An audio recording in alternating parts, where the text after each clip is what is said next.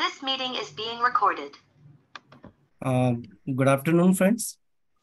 Once again, welcome to each one of you in this Excel series, Excel training program. Today is the third day. As we know, we are learning various formulas, various tricks on Excel. And today with us, CA Kailash Sharma ji. Kailash bhai, welcome to you on this Thank you so much, platform sir. once again. And today's important topic with regard to reducing the reconciliation efforts in GST. So how we can use the Excel for the our efforts can minimize and result can be optimized using the Excel. So various GST reconciliation, automation, vendor-wise reconciliation, e-invoice, Excel hacks. So various tricks we will learn in the today's session. So once again, welcome to all participants, and definitely whatever your query you can post in the chat box. And Kailash is eminent expert in the field of Excel, and he is having vast experience to address the training programs on Excel, and he is by profession chartered accountant, fellow member of the ICI, residing in Faridabad. So welcome to you, Kailash, for your session. Thank Now I you so much, request sir. to take up you in the today's Thank you. session in this Thank you so upcoming. much, sir. And welcome all of you and good afternoon to all of you. So our today's session will be the GST reconciliation. और जैसा कि आज के scenarios में हम regularly देखते हैं कि मंथली हमें अब 2B की रिकंसिलिएशंस करनी पड़ती हैं, और उसमें जीएसटी में अब ये कर दिया गया है कि आपके जो बिल्स आपके मैच होंगे आप उन्हीं को क्लेम कर सकते हैं, एंड रेस्ट को हमें आगे कैरी फॉरवर्ड करना है। तो अभी तक हम जो प्रॉब्लम्स फेस करते थे उस प्रॉब्लम में हमें ये होता था कि हमें हर मंथ लास्ट ईयर का डेटा कॉपी करके लास्ट मंथ का डेटा कॉपी करके नेक्स्ट मंथ में पेस्ट करना पड़ता था, एंड देन अगेन बिल्स को कैरी फॉरवर्ड करना पड़ता था। तो with the help of this reconciliation अब हमें वो रेगुलर बार बार पास्ट मंथ का डेटा कॉपी करने की रिक्वायरमेंट नहीं है। Just we have to put new data in this file और हम उसको आगे कैरी फॉरवर्ड कर सकते हैं।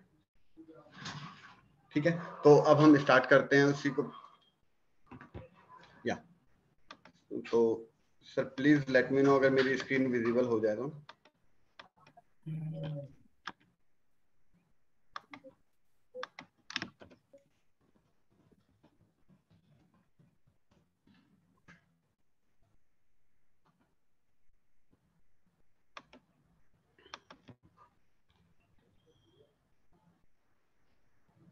Sir, my screen is visible.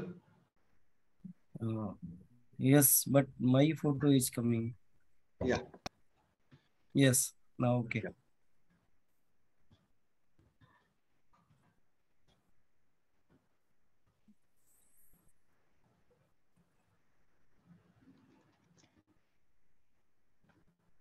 Just to save time, मैंने एक हमारा परचेज रजिस्टर जो हमारा टैली से डाउनलोड हुआ है और एक हमारा 2B जो हमारा पोर्टल से डाउनलोड होता है, मैंने दोनों डाउनलोड करके रखे हुए हैं सो दैट जस्ट मेरे को कॉपी पेस्ट करना है।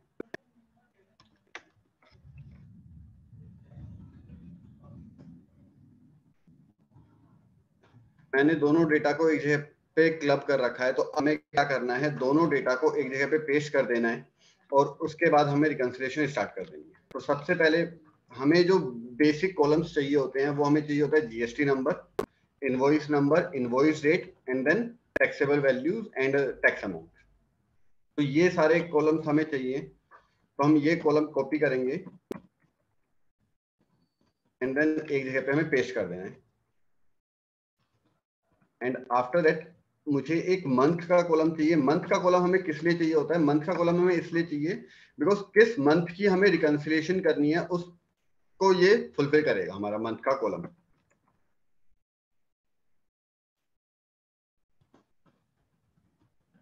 एंड देन हमें एक कॉलम चाहिए सोर्स। अब हमारा दोनों डेटा एक जगह पे है, तो मुझे यहाँ पे स्पेसिफाई करना है कि मेरा जो ये पर्टिकुलर डेटा है किस सोर्स से आया हुआ है। तो this is from as per purchase register. And 2B का जो डेटा है वो मुझे इसी के नीचे पेस्ट कर देना है। तो जस्ट 2B का डेटा मैंने कॉपी करना है और इसके नीचे पेस्ट कर देना है।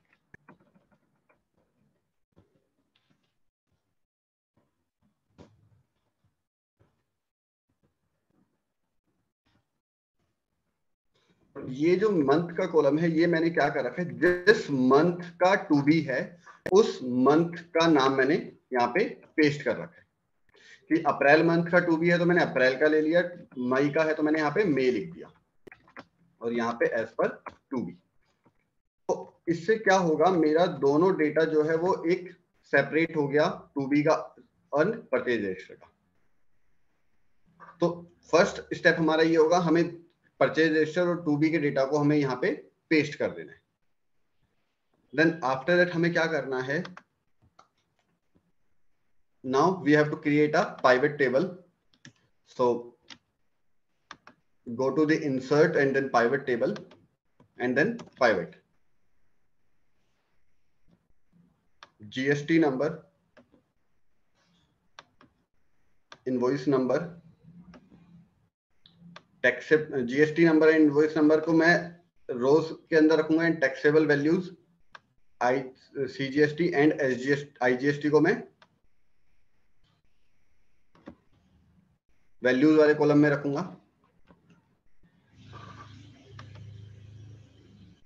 यहाँ पे ऑप्शंस पे क्लिक करके हम इसको क्लासिक पाइवट टेबल लेआउट में कन्वर्ट कर देंगे। तो इससे क्या होगा, GST number and invoice number सामने आ जाएंगे, अदरवाइज वो नीचे आते हैं। सब टोटल को रिमूव कर दो एंड रिपीट ऑल आइटम। या नाउ इसके बाद मुझे क्या करना है, जो मेरा सोर्स का कॉलम है, इस सोर्स के कॉलम को मैं लेके आऊंगा यहाँ पे कॉलम्स वाले टैब के अंदर। इससे क्या होगा, मेरा परचेज रजिस्टर और 2B का डेटा सामने आ जाएगा। Now purchase month will be in the filter column.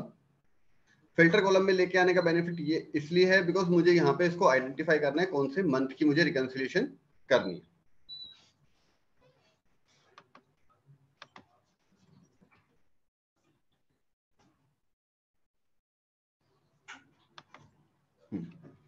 तो आप देखेंगे आपका परचेज रजिस्टर एंड 2B का डेटा आमने सामने आ गया। नाउ सिंपल है, अब हमें अगर अप्रैल मंथ की रिकंसिलिएशन करनी है तो मैं यहाँ पे सिर्फ और सिर्फ अप्रैल मंथ को सिलेक्ट कर लूंगा। तो आप देखेंगे यहाँ पे मेरा अप्रैल मंथ सिलेक्ट होके आ गया।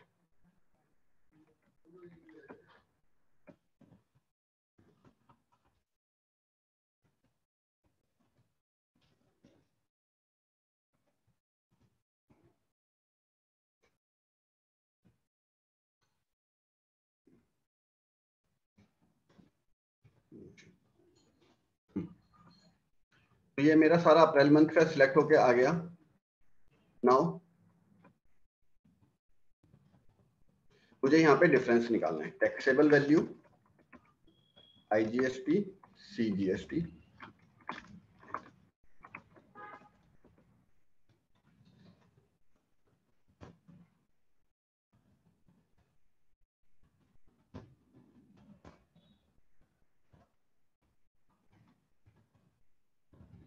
अब आप देखेंगे मैंने सिर्फ डिफरेंस निकाल दिया CG परचेज रजिस्टर और 2B के बीच में। नाउ इस डेटा को मैं फॉर्मूले को मैं नीचे ड्रैग कर दूंगा। तो आप देखेंगे मेरे बहुत सारे बिल्स ऑटो मैच हो गए। नाउ यहां पे मुझे रिमार्क्स लिखना है। तो रिमार्क्स अब मुझे कैसे लिखना है, सबसे बड़ा काम हमारा आता है यहाँ पे रिमार्क्स लिखने का। तो अगर मुझे पूरे साल की रिकंसिलिएशन करनी है तो आप देखेंगे बड़ा इजी है, पूरे साल का डेटा एक जगह पे पेस्ट करो और यहाँ पे रिकंसिलिएशन बना दो। लेकिन जब आपको, मैं इसको यहाँ पे फ्रीज कर देता हूँ।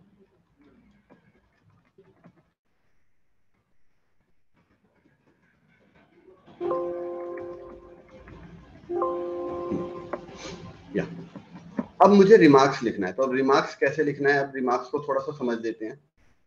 सबसे पहले तो मुझे क्या करना है यहाँ पे, अब मेरे पास तीन तरीके की कैटेगरीज हो सकती हैं। पहली कैटेगरी होगी मैच, दूसरा होगा not in purchase register, then not in two B, and then amount difference.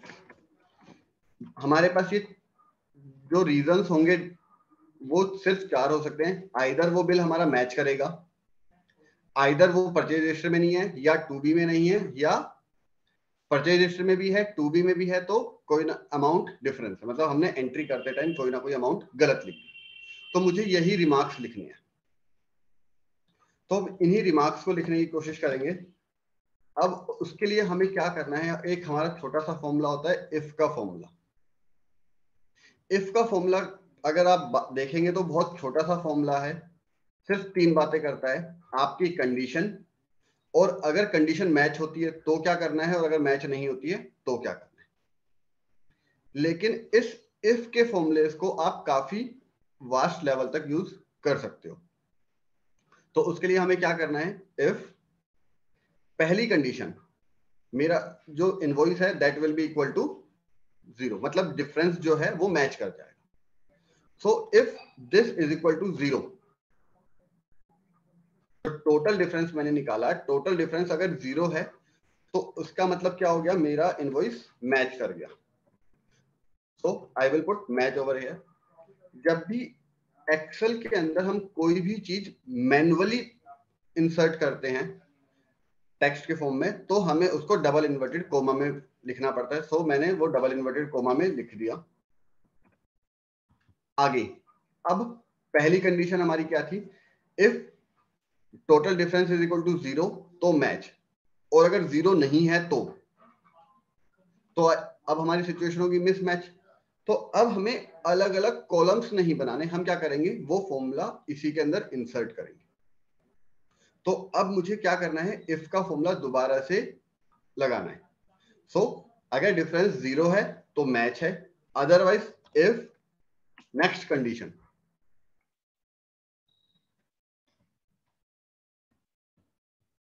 Value in two B column is equal to 0, value in two B column is equal to 0, तो क्या होगा, to B में नहीं है तो it means not in two B. Then next criteria, तो हमारा एक क्राइटेरिया हो गया, डिफरेंस इज इक्वल टू 0 है तो match. Then second criteria, two B में वैल्यू 0 है तो not in two B. Then third criteria क्या होगा, परचेज रजिस्टर में वैल्यू इज इक्वल टू 0, तो नॉट इन परचेज रजिस्टर। अब ना डिफरेंस भी 0 नहीं है, टू बी में भी है, परचेज रजिस्टर में भी है, तो फोर्थ क्राइटेरिया सिर्फ लास्ट बचता है, that is amount difference.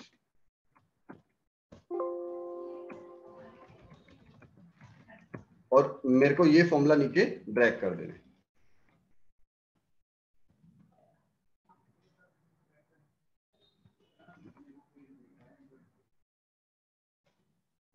Sorry,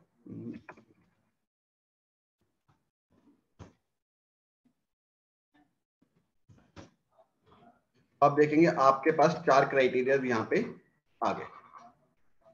now हमारा काम हो गया, अब हमें इसी को आगे कंटिन्यू करना है। ठीक है, तो मैं इसको पहली रिकंसिलिएशन मेरी यहां पे, मेरा रिकंसिलिएशन का आप देखेंगे for the month of April, total मेरे पास कितने इनवॉइसेस थे। अगर मैं अप्रैल मंथ की बात करता हूं, अप्रैल मंथ में मेरे पास कितने इनवॉइसेस थे, टोटल 135 इनवॉइसेस थे, लाइन आइटम्स थे, जिसकी रिकंसिलिएशन अगर आप देखेंगे आउट ऑफ दैट 51 मैच हो गए एंड 29 में डिफरेंस है। अब मुझे इसको ठीक करना है, लेकिन अब एक चीज देखिए आप, ये 0.03 को डिफरेंस बता रहे हैं, तो तो क्या मुझे 0.03 को कंसीडर करना है? बिकॉज 0.03 तो इमैटेरियल अमाउंट है, तो आप अपनी टॉलरेंस लिमिट ले सकते हैं। अब वो टॉलरेंस लिमिट आप कितनी भी ले सकते हैं, जितना आप चाहें, 1 रुपया, 5 रुपए, 10 रुपए, 50 रुपए, जो आप चाहें वो आप यहाँ पे अपनी टॉलरेंस लिमिट रख सकते हैं। तो मैंने just for the sake of convenience मैंने 5 रुपीज को टॉलरेंस लिमिट रख दिया। अब मुझे क्या करना है, तो ये जो वैल्यू है यहाँ पे 0 जहां पे लिखा था, मैं यहाँ पे लिखूंगा लेस देन। अगर मैं इसको लेस देन 5 रखता हूं तो आप देखेंगे जहां पे भी ये नेगेटिव वैल्यू आई, मतलब 2b के अंदर डेटा नहीं था, वहां क्या होगा, ये डिफरेंस बता देगा, मैच बता देगा, because this difference is less than 5। तो क्या करना है, कभी भी यहाँ पे हम लेस देन 5 नहीं लिखेंगे, हम क्या लिखेंगे, एक अल्टरनेट फॉर्मूला होता है ABS, एब्सोल्यूट नंबर, जो हमें कैलकुलेट करके देता है। तो अगर मैं ABS का फॉर्मूला लगा दूंगा तो वो क्या करेगा, डिफरेंस अमाउंट का एब्सोल्यूट नंबर दे देगा, मतलब जो भी उसके आगे साइन है उसको रिमूव कर देगा, तो नेगेटिव को भी वो पॉजिटिव में कन्वर्ट कर देगा। तो आप देखेंगे 55 इनवॉइसेस आपके मैच हो गए, एंड देन 25 इनवॉइसेस मिसमैच। तो अगर यहां तक किसी को कोई डाउट है तो पहले आप टेकअप कर सकते हैं।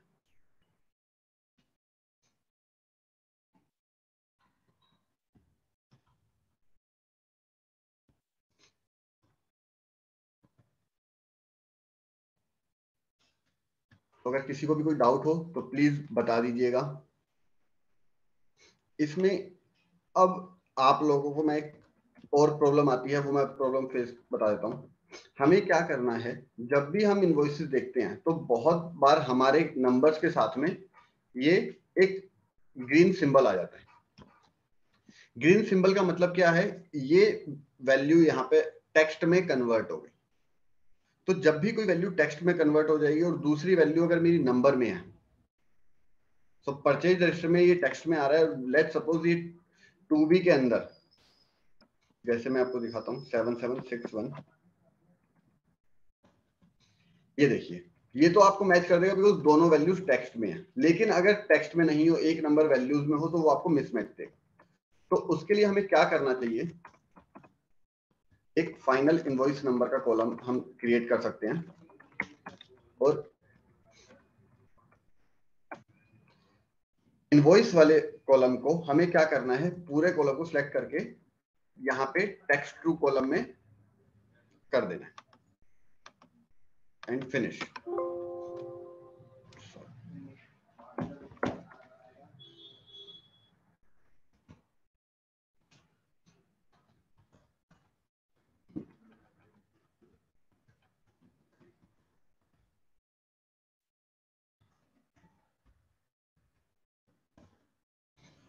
तो अब कर देना है हमें यहाँ पे नंबर्स में कन्वर्ट।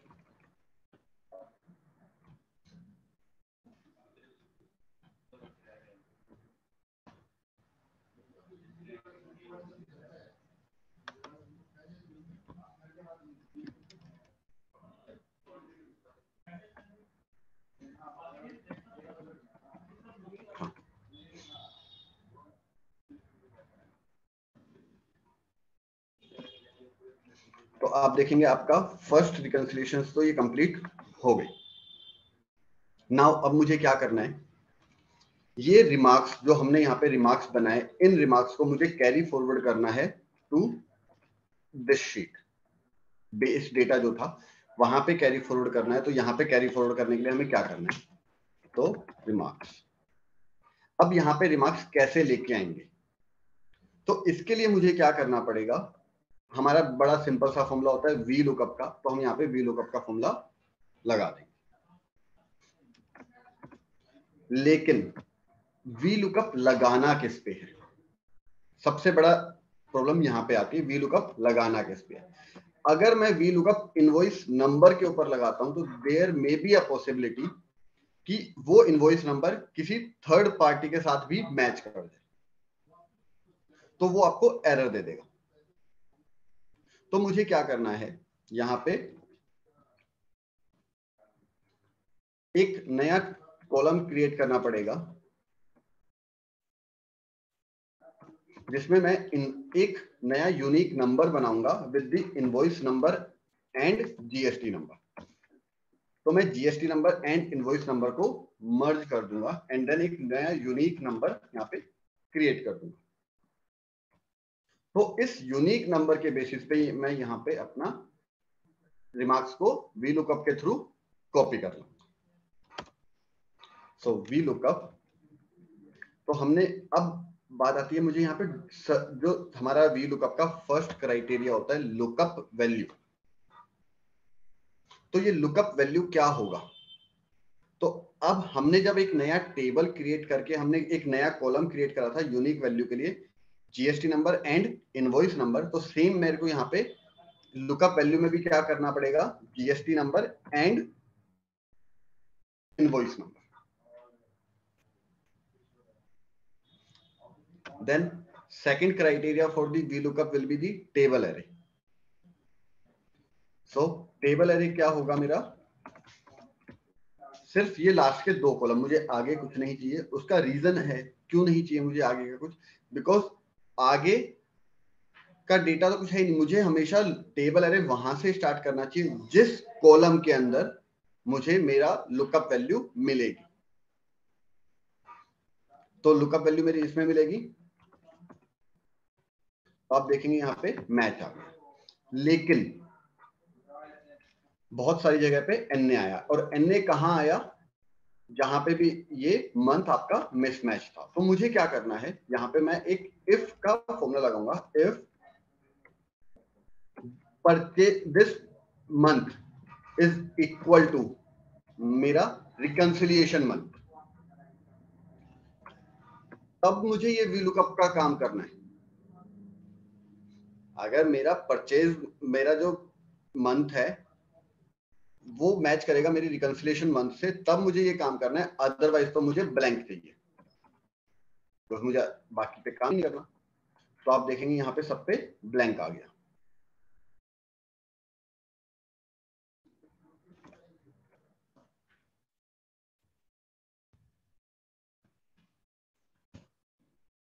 ठीक है, बस हमारा काम हो गया। अब जो मैच हो गए उसको अब देखेंगे आप यहाँ पे 112 इनवॉइसेस लाइन आइटम, तो मेरी with in a second match हो गई। रेस्ट जो मेरी बच गई, अब मेरे को इस पे वर्किंग करनी है।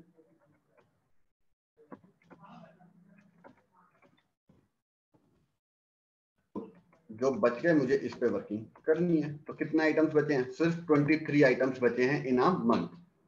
तो अब इसको जब आप देखेंगे तो आप यहाँ पे इजीली देख सकते हैं, और यहां से भी आप एक काम करेंगे ना, मैच हटा दीजिए, उसके बाद आप वर्किंग करिए।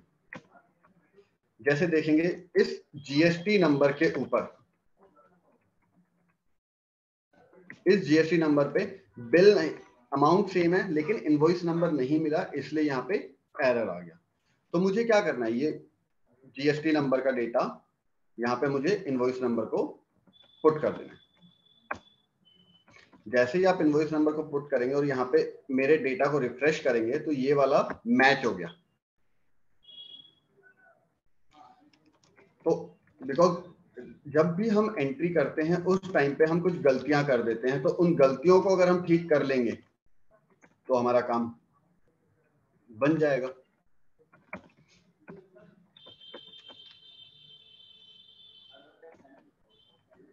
अब आप देखिए, बस आपको हल्का सा ऊपर से लेकर नीचे तक ड्रैग करना है और आपको डिफरेंस समझ आ जाएगा। जैसे आप ये देखिए, इनवॉइस नंबर में गलत है, मतलब 2B में सामने वाली पार्टी ने सिर्फ 4 लिख दिया एंड इनवॉइस नंबर हमने यहाँ पे कंप्लीट लिख दिया।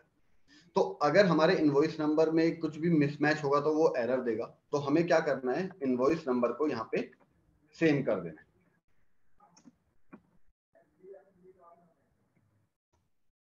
तो अगर हम सेम नंबर लिखेंगे तो हमारा डेटा काफी मैच रहेगा। और आप देखिए आपकी रिकंसिलिएशन रेडी। अब सिर्फ हमारे पास ये आइटम्स रह गए, और इन आइटम्स में देखिए सबसे पहले तो जो टू बी के अंदर डेटा आ रहा है, ये सारा का सारा मेरा बहुत सारा डेटा तो लास्ट मंथ से परटेन करता है। तो मुझे हो सकता है इनकी एंट्रीज हमने लास्ट मंथ में कर दी हो। तो फर्स्ट टाइम मुझे ये इनवॉइसेस जिनका क्रेडिट मैंने लास्ट एंट्री तो लास्ट मंथ में हो गई, लेकिन क्रेडिट नहीं लिया होगा, तो मुझे वो इनवॉइसेस भी यहाँ पे आके कैरी फॉरवर्ड करने पड़ेंगे। ठीक है।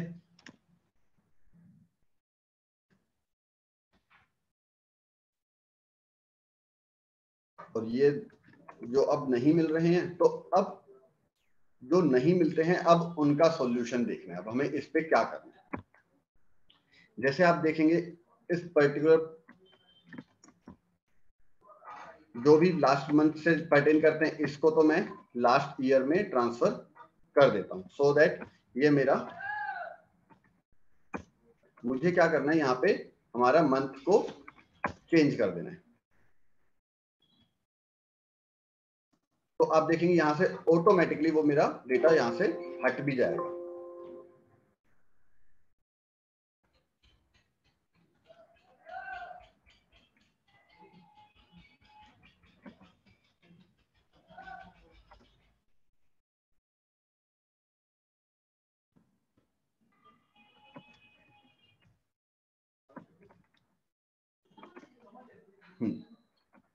तो अब आप देखेंगे यहाँ पे ये आपका मैच हो गया, लेकिन अब कुछ इनवॉइसेस जो आपको मैच नहीं कर रहे हैं, तो आपको अब यहाँ पे एक्शन लेना पड़ेगा। या तो आप इनको परचेज रजिस्टर में है, टू बी में नहीं है, जैसे ये दो बिल्स हैं आपके टू बी में है लेकिन परचेज रजिस्टर में नहीं है, तो आपको इनकी एंट्री करनी है या आप इनको आगे कैरी फॉरवर्ड कर दो। और बाकी इनवॉइसेस जो हैं वो आपके सारे के सारे इनवॉइसेस आपके इस पर्टिकुलर मंथ के टू बी में नहीं आए, तो इसको आपको नेक्स्ट मंथ में कैरी फॉरवर्ड करना है। तो नेक्स्ट मंथ में जब हमें कैरी फॉरवर्ड करना है, तो उसके लिए मुझे करना क्या है। उसके लिए मुझे क्या करना है, जो भी मेरा data not in two B वाला है, यहां पे मुझे सिर्फ और सिर्फ इतना सा काम करना है कि मुझे यहां पे मंथ चेंज कर देना है। जैसे ही मैं यहां से मंथ चेंज करूंगा, मेरा पीछे से डेटा ऑटोमेटिकली ठीक हो जाएगा। मार्च सॉरी मई 21। अब मैं मई 21 क्यों लिख रहा हूं, बिकॉज मेरी एक्सपेक्टेशन ये है कि ये मई 21 के टू बी के अंदर आ जाएगा, तो मैं मई 21 में ट्रांसफर कर दूंगा। एंड ये दो बिल आपको नहीं मिले तो आपको इनकी एंट्री करनी पड़ेगी।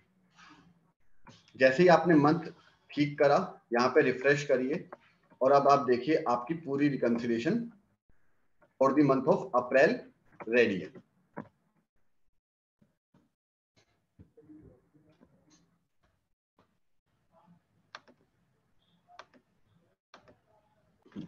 तो आप देखिए आपकी पूरी रिकंसिलिएशन यहाँ पे अप्रैल मंथ की रेडी हो गई है विद इन अ मिनट्स। अब ये दो बिल्स आपको नहीं मिल रहे, तो इन दो बिल्स को आपको एंट्री करनी पड़ेगी।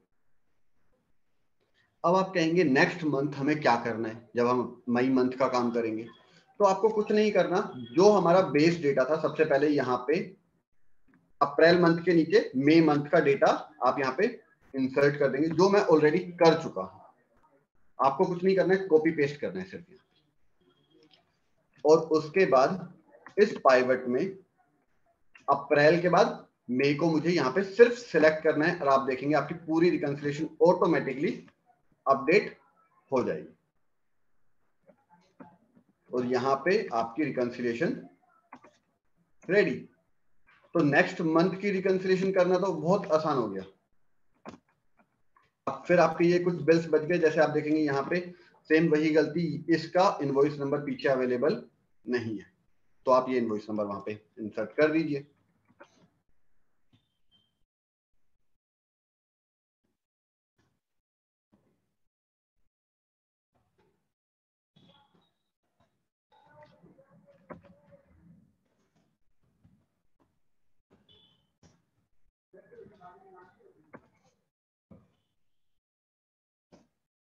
ये देखिए, देन आप देखेंगे ये इनवॉइस नंबर में इशू आया। अब ये इनवॉइस नंबर में इशू क्यों आया? जीएसटी नंबर मतलब इनवॉइस तो सेम है, तो गलती हमारी यहाँ पे जीएसटी नंबर में है। कई बार हम जीएसटी नंबर को भी मेंशन करते टाइम गलती कर देते हैं। तो हमें क्या करना है, वो जीएसटी नंबर को ठीक कर लो अपने डेटा के अंदर, बिकॉज जो 2B के अंदर आ रहा है वो तो सही होगा। तो अब मुझे क्या करना है, यहाँ पे हमारे जीएसटी नंबर को ठीक कर देना है। और जीएसटी नंबर ठीक किया और मैंने पाइवेट को रिफ्रेश किया, तो आप देखेंगे मेरी रिकंसिलिएशन रेडी। सिर्फ ये 3 बिल्स रह गए। ये 2 बिल ऐसे हैं जो 2B में नहीं है, तो मुझे इसको नेक्स्ट मंथ में कैरी फॉरवर्ड करना है। और ये बिल ऐसा है जो परचेज रजिस्टर में नहीं है, तो हमें ये इनवॉइस मिला नहीं होगा, तो अभी तक मैंने इसकी एंट्री नहीं करी है, तो आप इसको अरेंज करेंगे।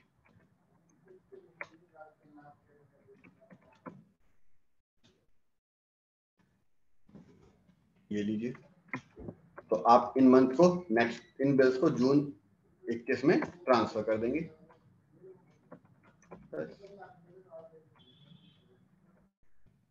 ये लीजिए, आपकी रिकंसिलिएशन रेडी।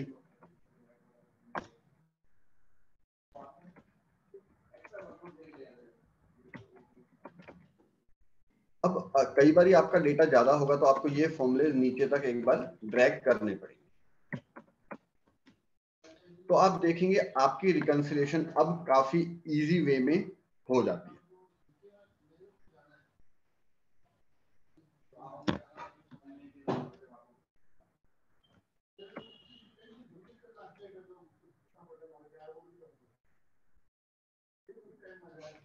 तो यहां तक किसी को कोई डाउट है तो आप बता सकते हैं।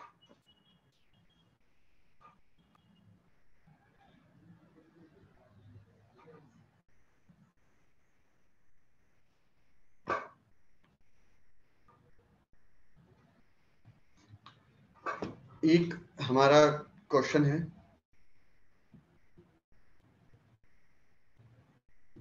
किसी ने क्वेश्चन पूछा है Kailash ji, I think screen is not properly visible. नहीं सर, चैटिंग शो हो रही है इसमें जो आ रही है। सर वही मैं क्वेरीज को ही रीड कर रहा था कि क्वेरीज ओके क्या ओके है। ओके। तो यहां तक किसी का कोई डाउट है तो सर बता सकते हैं। एक क्वेरी थी हमारी, टेक्स्ट टू कॉलम में कैसे कन्वर्ट करना है। तो टेक्स्ट टू कॉलम में कन्वर्ट करने की हमारी क्वेरीज के लिए क्या है, टेक्स्ट टू कॉलम क्या करता है, जो भी टेक्स्ट है उसको नंबर्स में कन्वर्ट कर देगा। तो उसके लिए आपको कुछ नहीं करना है, सिर्फ पूरे डेटा को सिलेक्ट करना है, टेक्स्ट टू कॉलम पे क्लिक करना है, and then next next and then finish. तो आपको जस्ट इतना सा काम करना है।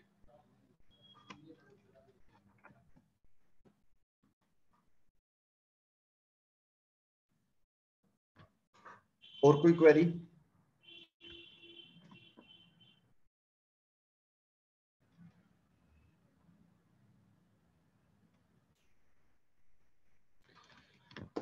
एकता मैम ने पूछा है shortcut for refreshing the data. तो शॉर्टकट का क्या है, राइट क्लिक पाइवेट टेबल पे क्लिक करना है and then alt F5, alt के साथ फंक्शन 5, सो आपका पाइवेट टेबल रिफ्रेश हो जाएगा।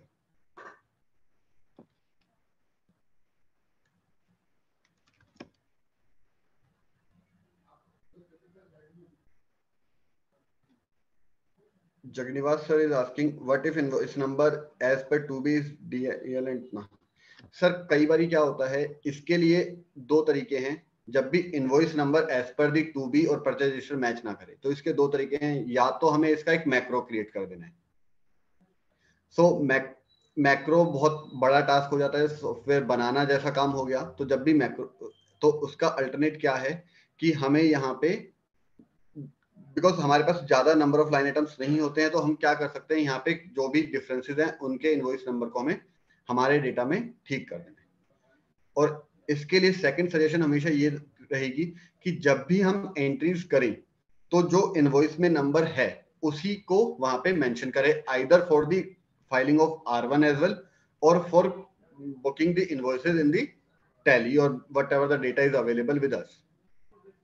So अगर हम सेम इनवॉइस नंबर को मेंशन करना स्टार्ट कर देंगे तो उससे हमारे लिए बेनिफिट होगा इन फ्यूचर कि जब भी हम रिकंसिलिएशन करेंगे तो हमें वहां पे मैनुअली इनवॉइसेस को बाद में ठीक करने की जरूरत नहीं पड़ेगी.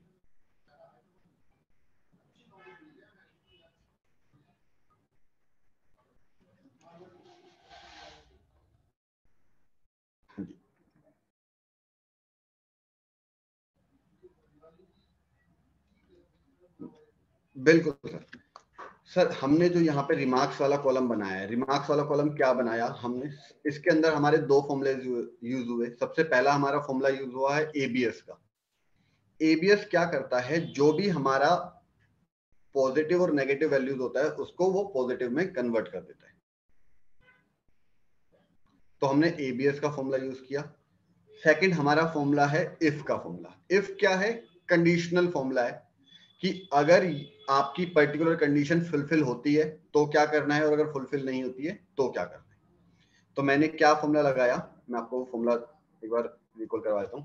If ABS of difference is less than आपकी जो टॉलरेंस लिमिट थी, अगर डिफरेंस इज टॉलरेंस लिमिट से कम है तो मैं क्या कहूंगा, मेरा इनवॉइस मैच हो गया. तो मैंने यहाँ पे मैच लिख दिया.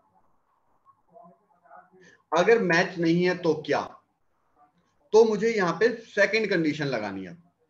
तो अगेन मैं इफ का फॉर्मूला स्टार्ट करूंगा एंड क्या कहूंगा, if C6 is equal to 0. अब ये C6 क्या है, C6 है मेरा एज पर 2b.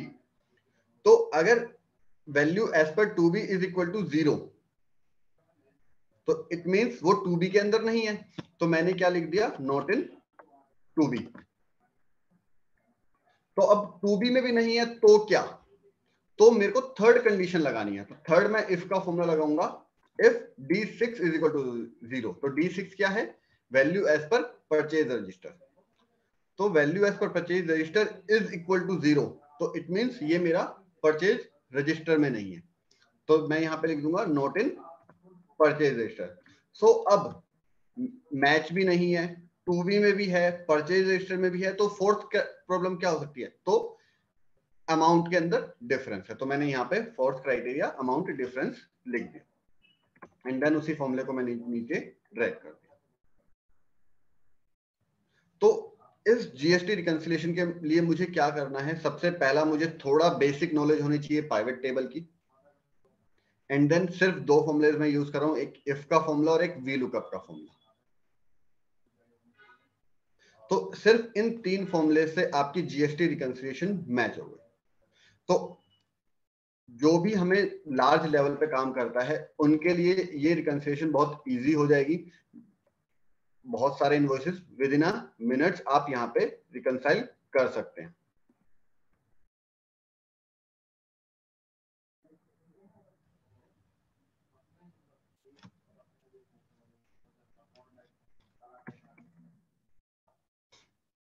तो यहां तक किसी के कोई डाउट है तो बता सकते हैं.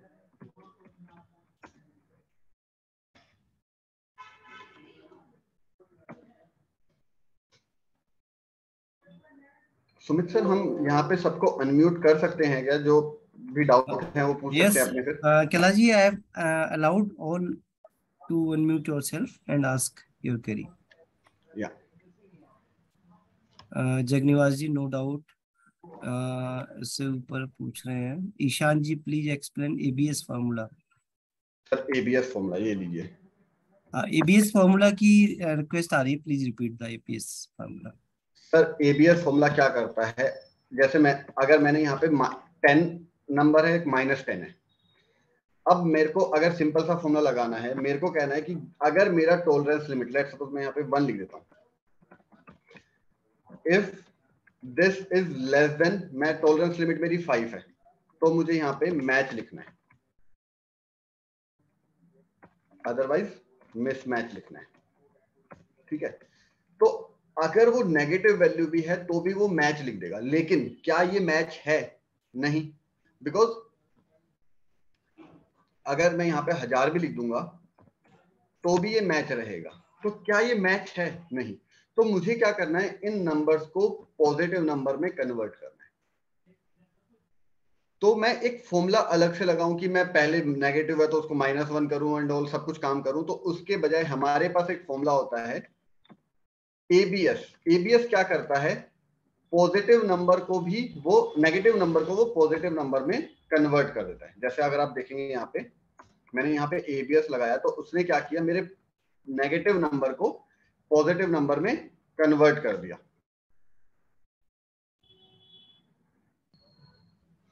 तो जस्ट एबीएस का यूज यहाँ पे सिर्फ इतना ही है कि मुझे नेगेटिव नंबर को पॉजिटिव नंबर में कन्वर्ट करना है।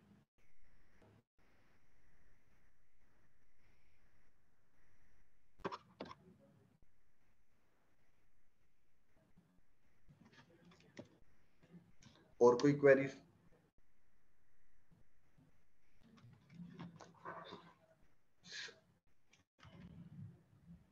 Jagnivasan sir is asking कि instead of ABS formula we are using rounded off formula in difference column. Sir rounded off formula का यूज कर सकते हो, लेकिन राउंड ऑफ क्या करता है, सिर्फ और सिर्फ डेसिमल नंबर्स को कन्वर्ट करेगा, वो पॉजिटिव नेगेटिव को पॉजिटिव नहीं कर सकता। जैसे आप देखेंगे यहाँ पे डिफरेंस 278.903 है, 9.03, इसमें ये 2798 कर सकता है, लेकिन ये नेगेटिव को पॉजिटिव नहीं कर सकता। तो यहाँ पे राउंड ऑफ का फॉर्मूला यूज नहीं होगा।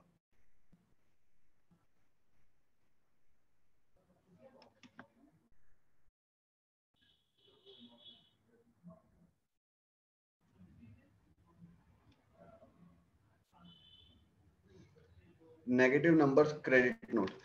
Sir negative number credit note आपको क्या करना है, बेस डेटा के अंदर ही यहाँ पे आपको जो भी क्रेडिट नोट है वो नेगेटिव्स में मेंशन कर देने हैं। तो वो भी आपका यहाँ पे इंप्लीमेंट ऑटोमेटिकली हो जाएगा, बिकॉज जब आपने नेगेटिव में लिखा तो परचेज रजिस्टर के अंदर भी नेगेटिव है और 2B में भी नेगेटिव है, वो दोनों नेगेटिव में होंगे तो वो ऑटोमेटिकली वर्क तो सेम करेगा। तो जस्ट आपको यहाँ पे डेबिट नोट और क्रेडिट नोट हो तो उन पे आपको नेगेटिव साइड लगा देना है एंड देन ये वर्क कर जाएगा।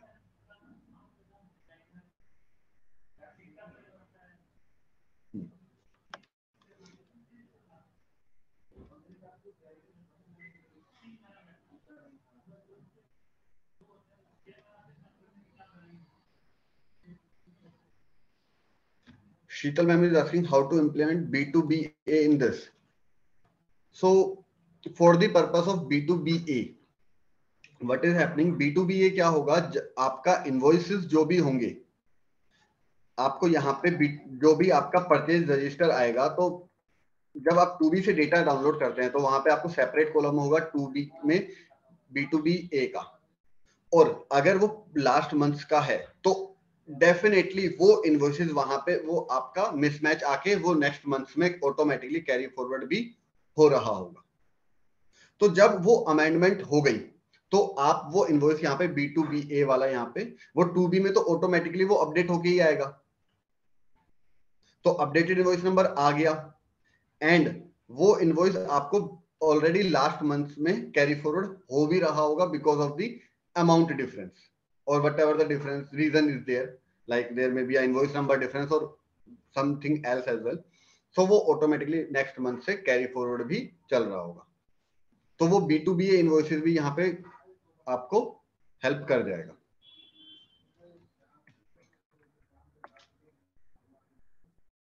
Mandeep sir is asking, sir, you have taken all the Excel data in one go. What if the Excel data is added every month? Sir वही चीज तो मैं बताया आपको कि जब भी आपका नेक्स्ट मंथ का डेटा होगा, लेट्स सपोज जैसे ये आपका अप्रैल मंथ का डेटा था यहां तक, तो अब आपको क्या करना है, इसी के नीचे आप अपना जो भी नेक्स्ट मंथ का डेटा है यहाँ पे पेस्ट कर दीजिए और अपने पाइवट को रिफ्रेश कर दीजिए, डेटा एक्सटेंड करके पाइवट को रिफ्रेश कर दीजिए, तो उससे आपका काम बन जाएगा। और फिर इसमें एक प्रॉब्लम ये आ सकती है, आप लोगों को प्रॉब्लम ये आ सकती है कि जब भी आप इसके अंदर नया डेटा ऐड करेंगे वो आपका पाइवट टेबल के अंदर ऑटोमेटिकली नहीं आएगा। तो उसके लिए आप क्या कर सकते हैं, आपका जो बेस डेटा है इसको टेबुलर फॉर्म में कन्वर्ट कर दीजिए, कंट्रोल टी। कंट्रोल टी से ये आपका टेबुलर फॉर्म में कन्वर्ट हो जाएगा। और जो पाइवट है, अब पाइवट टेबल में यहां पे आप इस टेबुलर फॉर्म को सेलेक्ट कर दीजिए।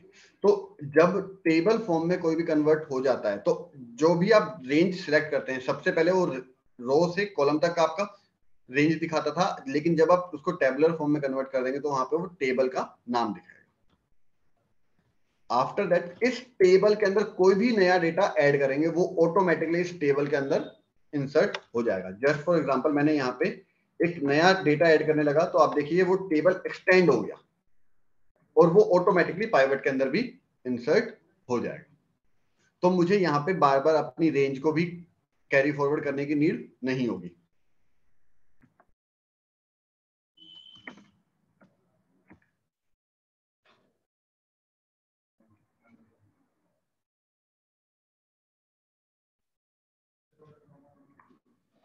तो और किसी का अभी तक कोई डाउट है तो हम टेकअप कर सकते हैं सर।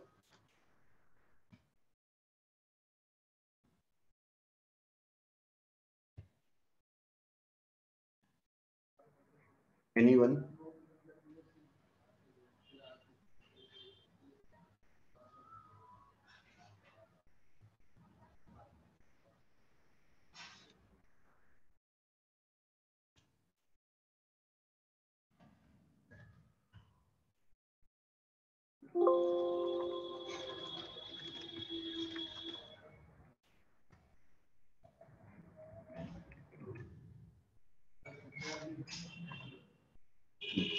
किसी का कोई डाउट नहीं है?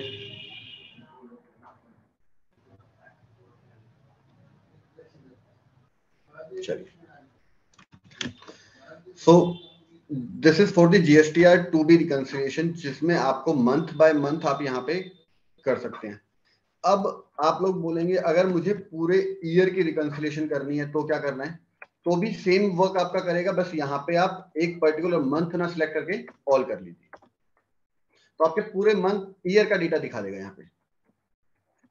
और आप वही सेम पैटर्न पे आप अपने यहाँ पे इसको आगे कैरी फॉरवर्ड कर सकते हैं। तो इसी फॉर्मूले को नीचे ड्रैग कर दीजिए, तो ये आपका सेम मंथ में कैरी फॉरवर्ड हो जाएगा। तो इस तरीके से आप अपनी 2B की रिकंसिलिएशन, जो भी जिस भी मंथ की आपको रिकंसिलिएशन करनी है वो आप इजीली यहाँ पे कर सकते हैं।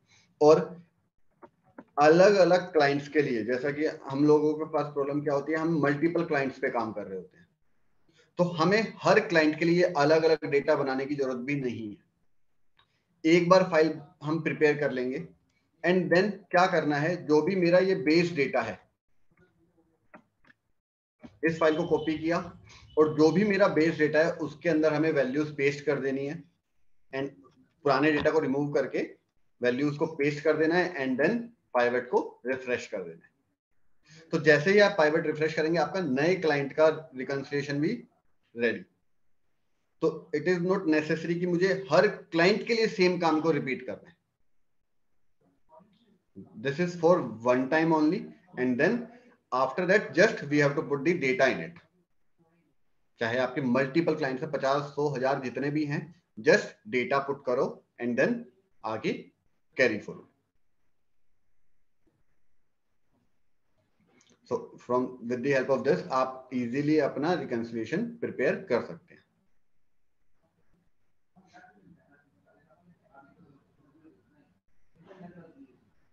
So this is for the GSTR two B reconciliation, जो हमारा एक मेन पेन पॉइंट था जो अभी तक हम इश्यूज फेस कर रहे थे। नाउ इसके बाद कुछ ऑटोमेशंस करने के और भी तरीके हैं जिसके बेसिस पे हम ऑटोमेशंस कर सकते हैं हमारी रेगुलर रूटीन वर्क्स को। जस्ट फॉर एग्जांपल, जैसा कि आप लोग देखेंगे कि बहुत बार नॉर्मल रूटीन लाइफ में हम लोग वी लुकअप का फॉर्मूला भी यूज करते हैं, सम इफ्स का यूज करते हैं, बहुत सारे फॉर्मूलेज हम यूज कर रहे होते हैं। लेकिन जब हम फॉर्मूलेज यूज कर रहे होते हैं तो मुझे क्या करना पड़ता है, बार बार एक पर्टिकुलर शीट के ऊपर जाके मुझे उस डेटा को सिलेक्ट करना होता है एंड देन फॉर्मूला इंसर्ट करता हूं। जस्ट फॉर एग्जांपल मैं आपको बताने की कोशिश करता हूं कि जब भी लेट सपोज मुझे किसी मैनेजमेंट को एक रिपोर्ट सबमिट करनी है for the purpose of sales, just for example sales की हमें रिपोर्ट सबमिट करनी है, तो एक पर्टिकुलर शीट के ऊपर हमारा सेल्स का डेटा होगा, जैसे हमारे पास यहाँ पे डेटा है। अब मुझे अलग अलग शीट्स प्रिपेयर करनी है, like for on the basis of GST number, on the basis of items, on the basis of invoice number, on the basis of state। मेरे को एक डैशबोर्ड प्रिपेयर करना है डिफरेंट डिफरेंट बेसिस के ऊपर, like it may be on the basis of GST number, it may be on the basis of invoice number. उसके लिए मुझे क्या करना पड़ता है, बार बार बेस डेटा के ऊपर जाना पड़ता है एंड देन मुझे वो फॉर्मूला डेटा सिलेक्ट करना पड़ता है। तो with the help of name manager आप इजीली वो टास्क कंप्लीट कर सकते हैं, बार बार मुझे उस पर्टिकुलर डेटा के ऊपर जाने की रिक्वायरमेंट नहीं है। तो वो कैसे करना है, जैसे आपके पास ये डेटा है, ठीक है, मैंने क्या करना है, मैं इसी शीट को एक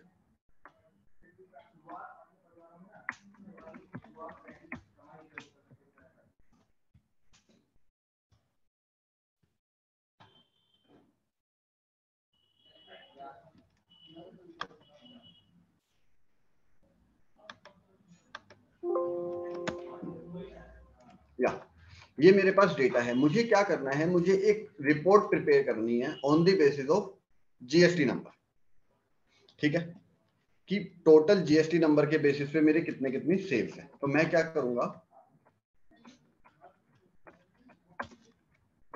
जैसे मेरे पास ये मल्टीपल जीएसटी नंबर है, आपको इनकी टैक्सेबल वैल्यू निकालनी है। टैक्सेबल वैल्यू हो सकती है आईजीएसटी, सीजीएसटी, एसजीएसटी, ये सब निकालना है।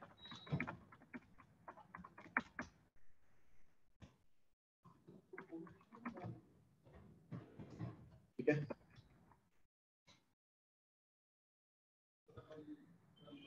या कोई भी आपको फॉर्मूला लगाना है तो उसके लिए क्या होता है, आपको बार बार जब आप फॉर्मूला लगाते हैं सम इफ, आपको यहाँ पे जैसे मैंने टैक्सेबल वैल्यू कॉलम को सिलेक्ट किया, आपको ये जीएसटी नंबर पे लगाना है। तो जब भी आप नेक्स्ट शीट पे जाएंगे, अगेन आपको इस शीट पे वापस आने की नीड होगी।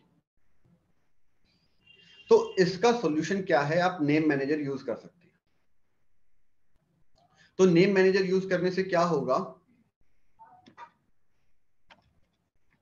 जैसे अभी आपने समर्स लगाया है यहाँ पे on the basis of name manager, without name manager, और आपने ये फॉर्मूला लगा दिया, ठीक है। अब अगर मैं with the help of name manager लगाना चाहूं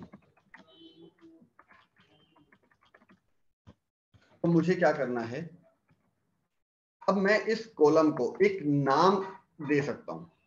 और क्या करना है, नाम देने के लिए कुछ नहीं करना, आपको जिस भी डेटा को नाम देना है। अगर एक कॉलम को देना है तो कॉलम, अगर कुछ पर्टिकुलर रो सेल्स को देना है तो पर्टिकुलर सेल्स को सिलेक्ट कर लीजिए एंड देन यहाँ पे जो आप नेम देना चाहते हैं वो दे दीजिए। जस्ट फॉर एग्जांपल मैं यहाँ पे लिख दिया मैंने जीएसटीएन, बिकॉज इस कॉलम के अंदर मेरे सारे के सारे जीएसटी नंबर्स हैं, तो मैंने जीएसटीएन लिख दिया। तो जब आप यहाँ पे फॉर्मूलाज लगाएंगे, sum if taxable value and then आपको उस पर्टिकुलर शीट पे जाने की जरूरत नहीं, आप यहाँ पे जीएसटीएन भी लिखेंगे ना तो वो ऑटोमेटिकली वो पूरा का पूरा कॉलम ऑटोमेटिकली सिलेक्ट हो गया। और आप देखेंगे तो मुझे बार बार उस पर्टिकुलर शीट पे जाने की नीड नहीं होगी, मैं with the help of this यहाँ पे फॉर्मूलाज लगा सकता हूँ।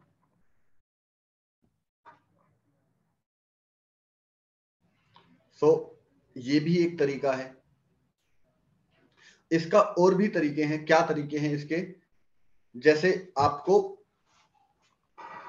और क्या कर सकते हैं इससे, आप दूसरा आपको अल्टरनेट बताते हैं। कई बारी जब हम डेटा मेंशन जब हम जीएसटी का डेटा प्रिपेयर करते हैं या किसी भी चीज का डेटा प्रिपेयर करते हैं, तो उस टाइम पे हम खुद नहीं कर रहे हैं, हमारा स्टाफ करता है। और जब स्टाफ डेटा प्रिपेयर करता है तो वहां पे कई बारी वो डेटा एंट्री के टाइम पे थोड़ा बहुत एरर हो जाता है। लाइक वो कोई भी कंपनी है एबीसी प्राइवेट लिमिटेड, तो प्राइवेट लिमिटेड को ही मल्टीपल तरीके से लिख देते हैं। कोई पीवीटी लिमिटेड लिखता है, कोई प्राइवेट लिमिटेड लिखता है, कोई टी लिमिटेड लिख देता है। तो वो मल्टीपल नेम्स हो जाते हैं। और जब भी हम कोई फॉर्मूला लगाने की कोशिश करते हैं तो उस केस में वहां पे वो एरर दे जाएगा, बिकॉज वो नेम मैच नहीं करेंगे। तो इन चीजों से बचने के लिए हमें क्या करना चाहिए? हमें अपने डेटा को ऑटोमेट कर देना चाहिए। तो ऑटोमेट कैसे हो सकता है? ऑटोमेट करने के लिए हमारे पास एक तरीका होता है डेटा वैलिडेशन। सो डेटा वैलिडेशन में हम क्या कर सकते हैं, जैसे कि अगर आप देखेंगे कुछ डेटा या ये जैसे कुछ मेरे पार्टीज के इनवॉइस नंबर हैं, तो नाम से बाकी सारी चीजें जनरेट हो सकती हैं। लाइक इनवॉइस नंबर मतलब उसका जीएसटी नंबर है, कोई एड्रेस चाहिए, सारी डिटेल्स आ सकती हैं। तो वो आपको बार बार एक तो फिल नहीं करनी पड़ेंगी। तो जस्ट आपको इनवॉइस नंबर सिलेक्ट करना, नेम सिलेक्ट करना है, उसका जीएसटी नंबर वीलुकअप के थ्रू इजीली आ सकता है। लेकिन अगर नेम सेम हुआ तो इसके लिए आपको क्या करना है, डेटा वैलिडेशन लगा सकते हैं। जैसे एबीसी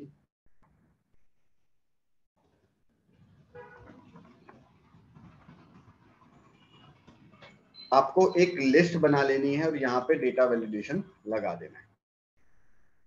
तो डेटा वैलिडेशन के मुझे क्या करना है, डेटा में जाना है एंड देन यहाँ पे आपको डेटा वैलिडेशन मिलेगा और डेटा वैलिडेशन पे क्लिक कर देना है और यहाँ पे लिस्ट, और इस लिस्ट को यहाँ पे सिलेक्ट कर लो। तो आप देखोगे यहाँ पे आपकी लिस्ट ऑटोमेटिकली जनरेट होके आएगी। अब आप ये कहां कहां यूज कर सकते हो,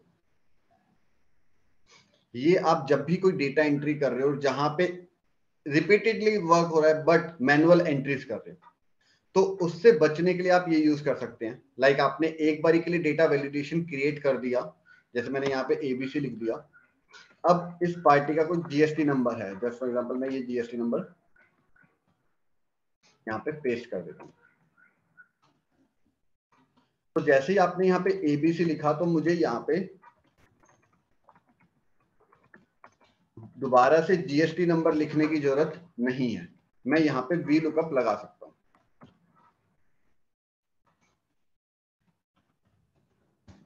तो आपको मेरा जीएसटी नंबर ऑटोमेटिकली आ गया।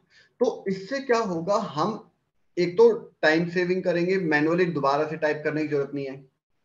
दूसरे, इसके अंदर एक हमारा जो सबसे बड़ी प्रॉब्लम होती है, हम लिखते टाइम गलतियां कर देते हैं कि कभी 0 को ओ लिख देते हैं, 1 को आई लिख देते हैं। वो मैनुअल जो टाइपो एरर होती है उससे भी हम बच जाएंगे। तो उससे हमें बार बार वो जो चेकिंग का जो टाइम होता है वो हमारा सेव होगा।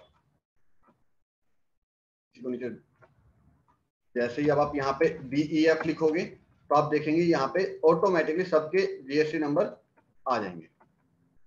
MNO का आ गया। तो इस तरीके से आप अपना टाइम सेव कर सकते हैं with the help of data validation. और कोई फॉर्मूलाज लगाना है तो आप, और एक ही पर्टिकुलर सेल से आपको बार बार अगर कोई डेटा पिक करना होता है तो फॉर दैट पर्पस आप वहां पे नेम मैनेजर का यूज कर सकते हैं।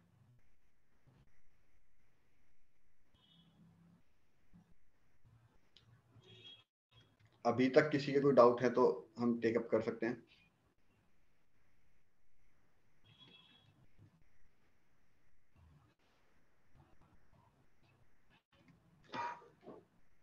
हाँ जी सर।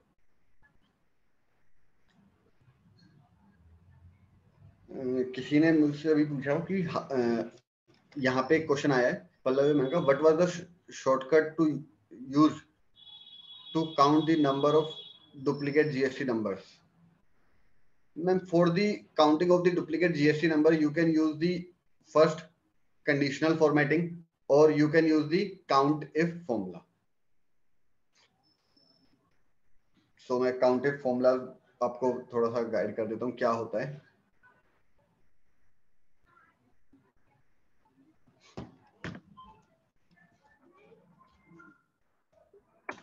एक तरीका होता है हमारे पास, होम पे गए, डुप्लीकेट वैल्यूज को जब भी हमें सिलेक्ट करना है, होम पे गए एंड देन डुप्लीकेट वैल्यूज पे यहाँ पे क्लिक कर दो।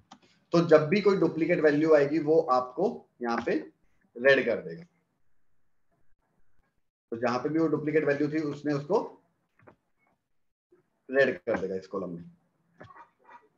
सो first way to identify the duplicate values is this.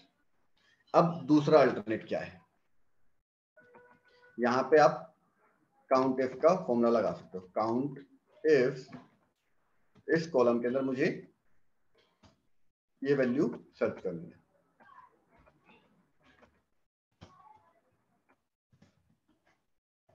तो आप देखेंगे यहाँ पे जिसमें भी 1 आ रहा है इसका मतलब वो सिंगल है, जिसमें 2 आ रहा है या मोर देन 2 आ रहा है तो वहां पे वो डुप्लीकेट वैल्यूज है। So this is with the help of COUNTIF.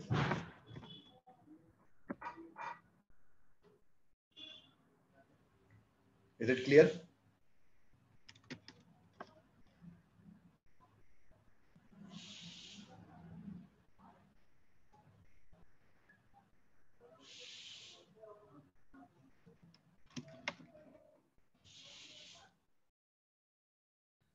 Count if का फॉर्मूला क्या कहता है? काउंट इफ फॉर्मूले के अंदर दो क्राइटेरिया होते हैं। First one is the range and second one is the criteria. Range, जिस कॉलम के अंदर हमें काउंटिंग करनी है, जिस कॉलम से भी मेरे को डेटा एक्सट्रैक्ट करना है। देन क्राइटेरिया, क्या ढूंढना है।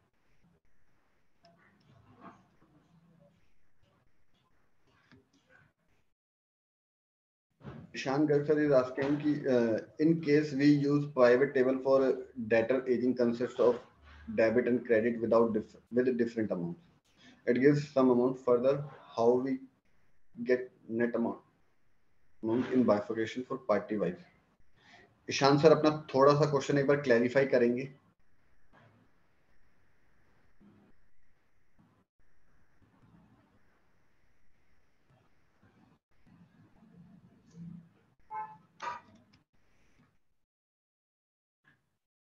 We need bill wise aging.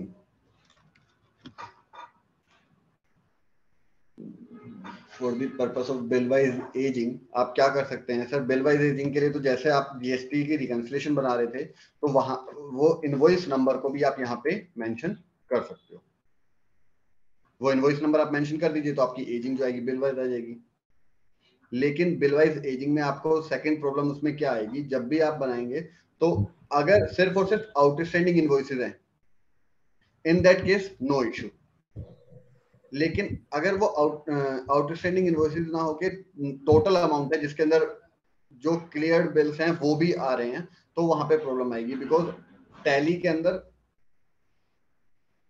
आपका अगेंस्ट रेफरेंस वाला इशू आएगा, तो आप उस बेसिस पे वो वर्किंग करेंगे। तो अगर आउटस्टैंडिंग इनवॉइसेस है तो आप बिल वाइज एजिंग जस्ट आपको जब भी आप प्राइवेट बनाएंगे तो वो इनवॉइस नंबर का कॉलम भी आप यहाँ पे मेंशन कर सकते हैं, तो आपको वो इनवॉइस वाइज एजिंग दे देगा। सर नेम मैनेजर का क्या रोल है? नेम मैनेजर क्या करता है, किसी भी एक पर्टिकुलर सेल को नाम दे देता है, और जब वो पर्टिकुलर सेल को नेम दे देता है तो वो पूरी एक्सेल फाइल के अंदर किसी भी शीट पे आप हो तो वो ऑटोमेटिकली उस पर्टिकुलर नाम को यूज कर लेगा। तो आपको अगेन एंड अगेन मुझे उस पर्टिकुलर डेटा पे जाने की नीड नहीं होगी। जस्ट फॉर एग्जांपल मैं आपको कहता हूं मुझे वी लुकअप से इसका डेटा निकाल के लेके आना है, किस पार्टी का नेम क्या है या कोई उसका एड्रेस क्या है, कुछ भी एक डेटा लेके आना है। तो आप देखेंगे ये पूरा का पूरा जो डेटा है, मैंने इस पूरे डेटा को नेम दे दिया, लेट सपोज मास्टर डेटा। ठीक है, मास्टर डेटा से आपको कुछ डेटा एक्सट्रैक्ट करके लेके आना है। जस्ट फॉर एग्जांपल मैंने और यहाँ पे इनका नाम लिख देता हूं।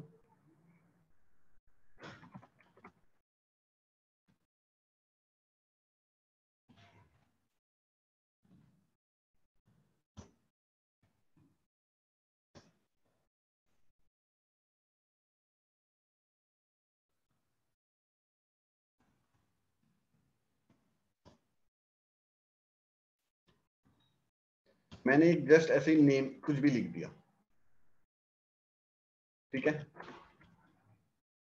तो जब अब ये नेम लिख दिया, मैंने पूरे डेटा को मास्टर डेटा लिख दिया, तो मुझे अभी अगर आपको अलग अलग शीट पे इसका वी लुकअप लगा के कुछ भी डेटा लेके आना है उस पर्टिकुलर डेटा से, तो आपको क्या करना पड़ता था, अभी तक यहाँ पे पूरे डेटा को सिलेक्ट करना पड़ता था आपको, ठीक है।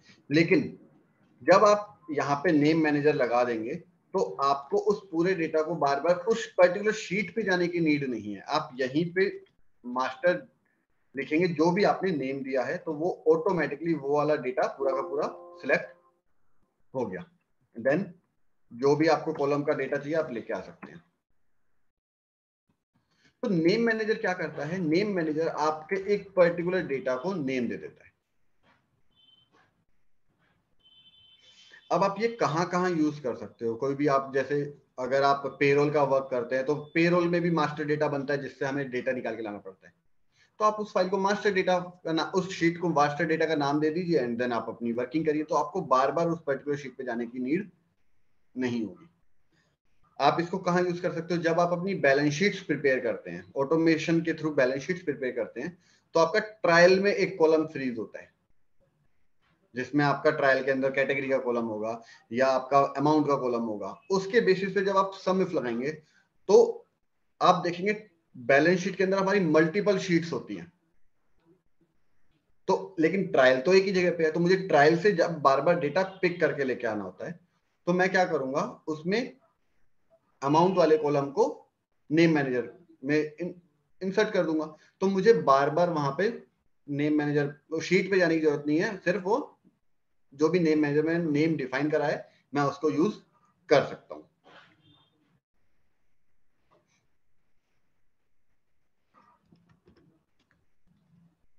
सो आई होप नेम मैनेजर आप यूज कर सकते हैं। Ishan sir, can you please unmute yourself? Hello, good afternoon sir. Good afternoon sir.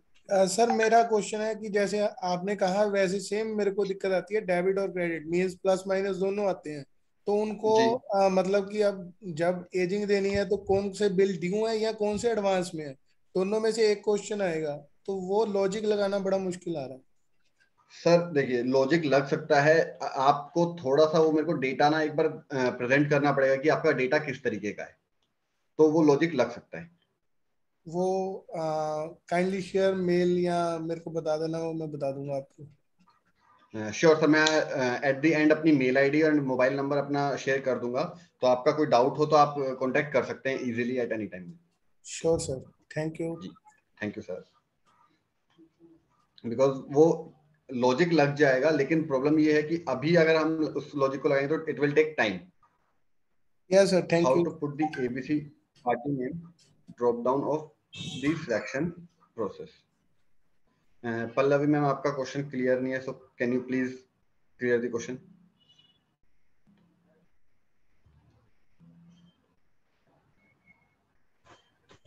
Sir ये जो आपने एबीसी में साइड में कॉर्नर में, हाँ जैसे वो जो फिल्टर सिलेक्शन प्रोसेस आता है, नीचे ड्रॉप डाउन बॉक्स आता है ना, जी कि वो कैसे आपने क्रिएट किया? मैम, उसके लिए मैंने क्या किया, डेटा में जाएंगे आप, डेटा में आपको एक डेटा वैलिडेशन मिलेगा। सर वन डेटा वैलिडेशन पे क्लिक करेंगे तो सेटिंग्स के अंदर लिस्ट, एंड देन इस लिस्ट में जिस भी डेटा को आपको यहाँ पे क्रिएट करना है आप वो लिस्ट सेलेक्ट कर सकते हैं, तो वो आपका नेम मैनेजर हो जाएगा। एंड देन उसी फॉर्मूले को अगर हम नीचे उसी सेल को नीचे भी ड्रैग करेंगे तो हर सेल पे वो ड्रॉप डाउन लग जाएगा। Okay, thank you sir.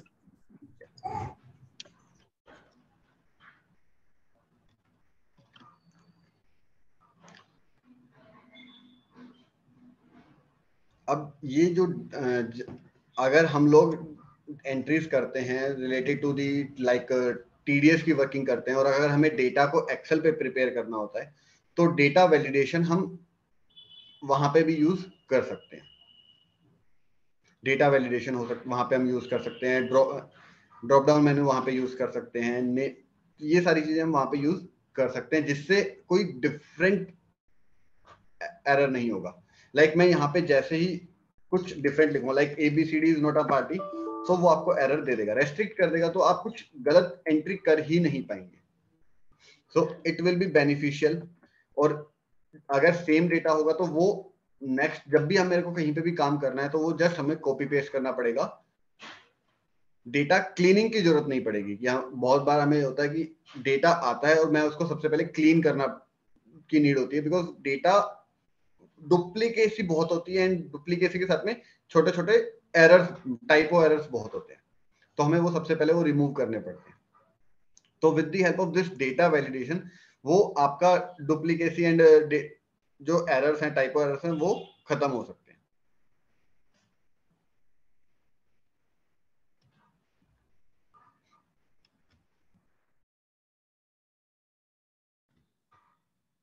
तो अभी तक और किसी के कोई डाउट है तो हम टेकअप कर सकते हैं।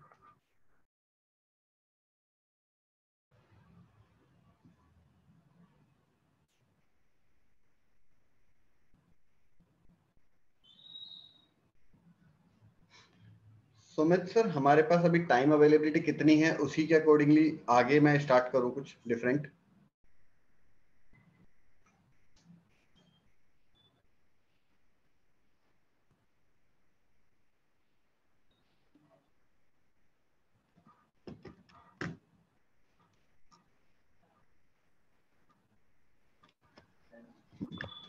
सर एक क्वेरी थी। हाँ जी सर। सर अगर एक ही पार्टी का जैसे कोई बिल है, उसने दूसरे जीएसटीएन के थ्रू हमें शो किया हुआ है, तो मैनुअली रिकंसिल करना पड़ेगा ना ये जो सर अगर आपने। हाँ जी, हाँ जी सर, अगर जीएसटी नंबर मिसमैच है तो वो आपका कभी भी रिकंसाइल तो होगा ही नहीं, तो वो डिफरेंट डिफरेंट हो गए तो आपको वो चीज तो मैनुअली ही ठीक करनी पड़ेगी। नहीं नहीं सर, पैन नंबर सेम है मान लो फॉर एग्जांपल, और उसने गलती से दूसरे उस पर दिखा दिया है। सर अगर पैन नंबर सेम है तो इसके लिए आप क्या कर सकते हैं, ये भी आप ऑप्शन रख सकते हैं, यहाँ पे पैन नंबर का कॉलम इंसर्ट कर लीजिए। अगर आपको ऐसा डाउट है कि एक ही पार्टी मल्टीपल पैन नंबर पे ऊपर नीचे काम कर सकती है, जिसके जैसे कई बार होता है जब हम बड़ी इंडस्ट्रीज में काम करते हैं तो एक ही पार्टीज के मल्टीपल जीएसटी नंबर होते हैं। हाँ जी। और वो एक इनवॉइस नंबर दूसरे जीएसटी नंबर में आता रहता है, तो उसके लिए आप क्या कर सकते हैं, यहाँ पे पैन नंबर का कॉलम इंसर्ट कर सकते हैं, और ये जीएसटी नंबर से पहले आप पैन नंबर को भी इंसर्ट कर सकते हैं हमारे रिकंसिलिएशन के टाइम पे। ओके। और पैन नंबर को एक्सट्रैक्ट कैसे करना है इस जीएसटी नंबर में से, तो आप खुद जानते हैं आपको पैन नंबर में सिलेक्ट कैसे निकालना है यहाँ पे।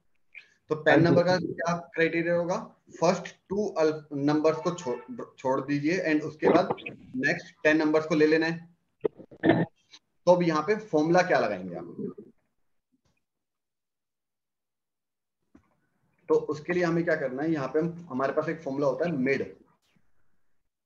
मिड क्या करेगा सर, इसमें से स्टार्ट नंबर, मुझे जीएसटी पैन नंबर निकालना है तो कौन से नंबर से स्टार्ट करना है, कौन से अल्फाबेट से डेटा को एक्सट्रैक्ट करूं। सो पैन नंबर हमारा स्टार्ट होता है थर्ड अल्फाबेट से, तो मैं यहाँ पे लिख दूंगा 3। Then it is asking number character, कितने नंबर्स चाहिए, तो मुझे कितने नंबर्स चाहिए 10। तो आप देखेंगे मेरा यहाँ पे पैन नंबर भी एक्सट्रैक्ट हो गया। तो जब आप उस पैन नंबर को जीएसटी नंबर से पहले इनकॉर्पोरेट कर देंगे, एक कॉलम और इंसर्ट कर लेंगे यहाँ पे पैन नंबर का पाइवट के अंदर ही, तो क्या होगा कि एक पर्टिकुलर पैन का डेटा सारे एक जगह पे आ गया, तो आपको वो ऊपर नीचे ही दिख जाएगा, आपको इधर उधर जाने की चेकिंग करने की भी जरूरत नहीं पड़ेगी, वो आसपास पे ही दिख जाएगा सेम इनवॉइस नंबर, तो आप उसको ठीक करवा सकते हो। ठीक है ठीक है।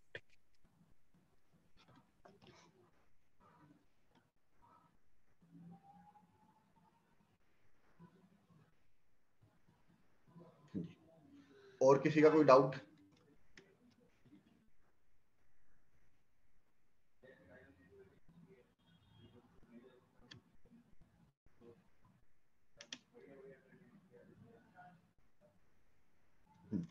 चलिए तो हम आगे बढ़ते हैं।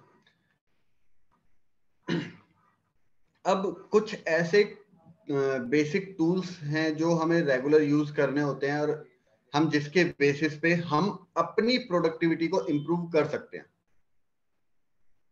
लाइक जब भी मैं बैलेंस शीट्स प्रिपेयर कर रहा होता हूं तो, और जब हम पीछे कुछ रिकंसिलिएशन जो नोट्स का डेटा होता है वहां पे जब मैं रिकंसिलिएशन कुछ भी चेंजेस करता हूं तो मेरी बैलेंस शीट आउट हो जाती है।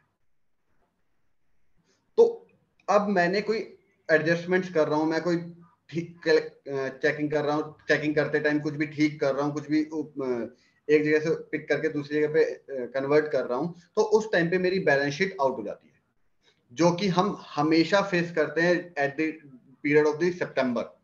बिकॉज जब हम बैलेंस शीट्स प्रिपेयर करने स्टार्ट करते हैं कंपनीज की सितंबर में, तो उस टाइम पे हम ये प्रॉब्लम फेस करते हैं, और मैं नहीं, आई होप हम लोग सभी प्रॉब्लम ये फेस करते होंगे। तो अब जब आपकी बैलेंस शीट आउट हो जाएगी तो आप कैसे पता लगाओगे कि आपकी बैलेंस शीट आउट हो गई है? तो उसके लिए हमारे पास सिर्फ एक तरीका क्या होता है, हमें बार बार उस बैलेंस शीट वाली उस शीट के ऊपर जाना पड़ता है और चेक करते हैं हमारे बैलेंस शीट के अंदर डिफरेंस तो नहीं आ गया। तो अगर मुझे ये चीज चेक करनी है कि मैं दूसरी किसी पर्टिकुलर शीट पे हूं, किसी नोट्स पे हूं, और मुझे पता लग जाए ऑटोमेटिकली मेरी बैलेंस शीट आउट हो गई, ये कैसे करेंगे आप? तो इसके लिए क्या होता है, अब मैं अभी कोई बैलेंस शीट प्रिपेयर नहीं करके दिखा रहा, मैं जस्ट एक टूल बता रहा हूं, जस्ट फॉर एग्जांपल, या कोई भी एनालिसिस का पार्ट होता है। For the purpose of analysis हमें क्या चाहिए? सिर्फ 4 या 5 चीजें चाहिए होती हैं। जीपी रेशियो,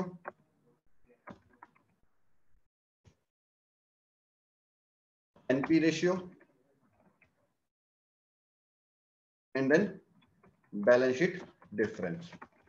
सिर्फ कुछ चीजें ही चाहिए होती है जो हमें काम होता है, या मैं बोल सकता हूँ स्टॉक रेशियो भी आप बोल सकते हो, ठीक है? जो भी आपको डेटा चाहिए, it is not necessary for the balance sheet also, it can be used for other things as well। तो बेसिकली मुझे ये सारी चीजें चाहिए, ठीक है? अब जो ये सारी चीजें हैं ये एक पर्टिकुलर शीट से लिंक नहीं होती है, इसका जो डेटा है मल्टीपल शीट्स पे अवेलेबल होता है। तो अगर मैं किसी एक पर्टिकुलर शीट पे जाके कुछ भी चेंज करूंगा तो उसका इंपैक्ट सीधा सीधा मेरे इन सारे आइटम्स पे पड़ेगा, ठीक है? तो जब मैंने कोई चेंजेस करा, वो उधर मेरा GP ratio, NP ratio, stock ratio, या कोई बैलेंस शीट में कोई डिफरेंस आ गया, कुछ भी हो सकता है, वो चीज मुझे चेक करनी कि उसके ऊपर क्या इंपैक्ट पड़ा। तो मुझे बार बार उस पर्टिकुलर शीट पे जाने की जरूरत नहीं है। तो उसके लिए मुझे क्या करना है, एक एक्सेल का बड़ा अच्छा टूल है, that is known as watch window. आप ये वॉच विंडो वहां पे इंसर्ट कर सकते हैं, और ये वॉच विंडो आप यहाँ पे अपने टैब में भी लगा सकते हो। और ये राइट हैंड साइड में आ गई आपकी। अब आप देखेंगे जैसे ही मैंने यहाँ पे ऐड करा वॉच विंडो, और मैंने इस वाले एक पर्टिकुलर सेल को वॉच विंडो पे यहाँ पे सिलेक्ट कर दिया, बिकॉज रिजल्ट तो मेरा यहाँ होगा, और इन सबको हाइड कर सकते हो, ठीक है? और ये सेल आपको पता नहीं लगेगा कि ये सेल क्या है, तो आप यहाँ पे इस सेल को नेम भी दे सकते हो, ठीक है? तो आप देखेंगे यहाँ पे बैलेंस शीट डिफरेंस आ गया। अब यहाँ पे जो बैलेंस शीट डिफरेंस होगा, जस्ट फॉर एग्जांपल मेरी शीट 4 से कहीं से लिंक है, मैंने डिफरेंस निकाला हुआ है। लेट्स सपोज मैं कहता हूं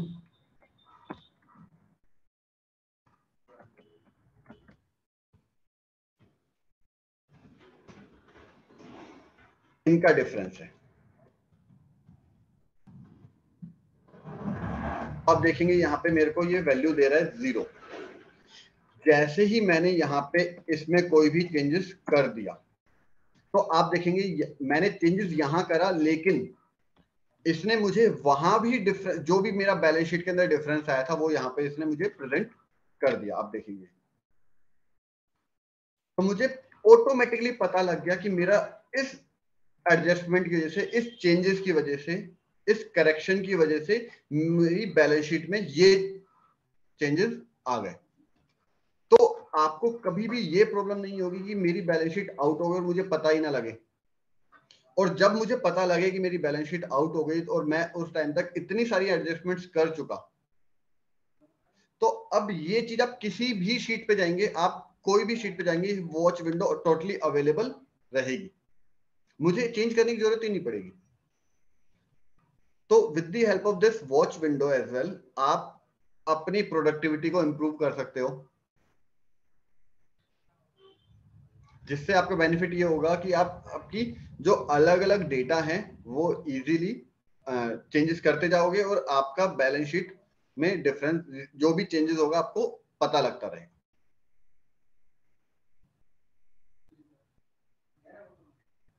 आप इसके अंदर मल्टीपल वॉच विंडोज को ऐड कर सकते हो। इट इज नॉट नेसेसरी कि एक सेल आएगा, आप मल्टीपल सेल्स को भी यहाँ पे ऐड कर सकते हो।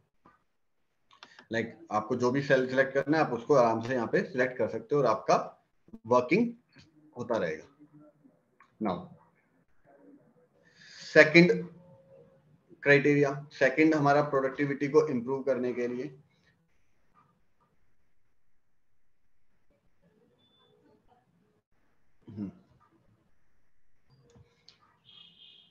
दूसरा हम बहुत बार यूज करते हैं जब हमें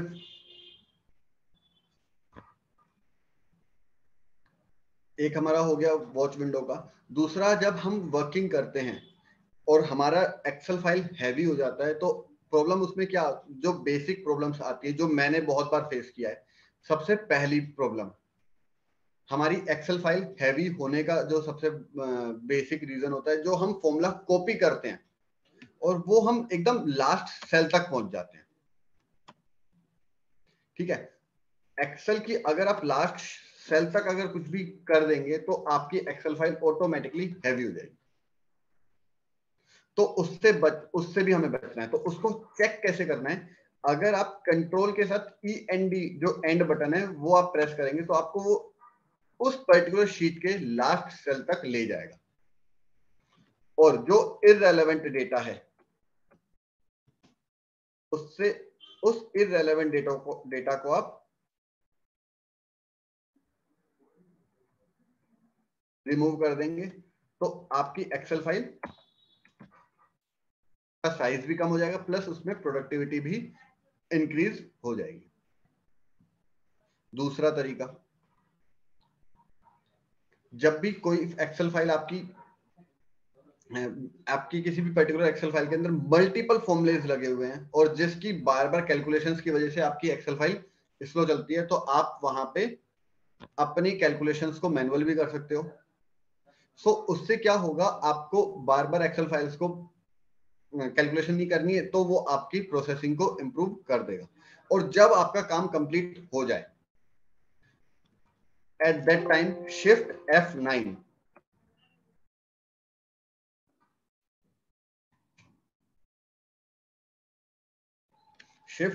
के साथ आप अपने कैलकुलेशंस को ऑटोमेट भी मतलब कैलकुलेट कर सकते हो, तो आपकी सारी कैलकुलेशंस अपडेट हो जाएंगी।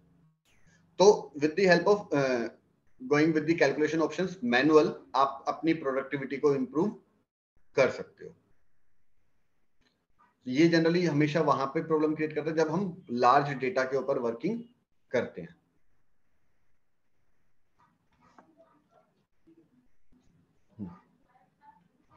देन इसके बाद एक हमारे पास ऑप्शन होता है फॉर्मेट पेंटर का।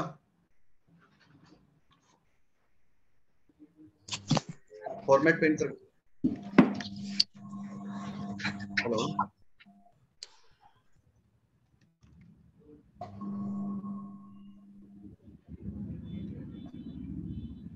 एक सेकंड में स्क्रीन शेयर कर देता हूं।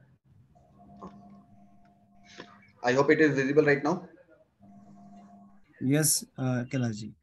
हाँ जी सर, एक हमारे पास ऑप्शन होता है फॉर्मेट पेंटर का।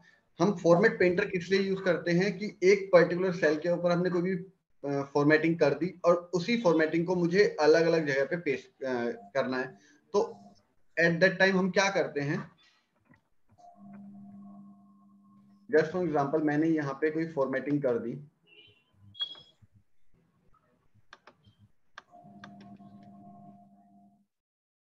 अब मुझे इस फॉर्मेटिंग को अलग अलग जगह पे पेस्ट करना है। तो अभी तक हम क्या करते थे, एक जगह पे पेस्ट करते थे, देन दोबारा से मुझे फॉर्मेट पेंटर पे क्लिक करना पड़ता था, अब आप फॉर्मेट पेंटर पे डबल क्लिक कर दीजिए, तो आपको बार बार यहाँ पे क्लिक करने की जरूरत नहीं पड़ेगी। आप मल्टीपल प्लेसेस पे format painting in one go कर सकते हो। और इसको हटाना है तो just you have to press the escape button.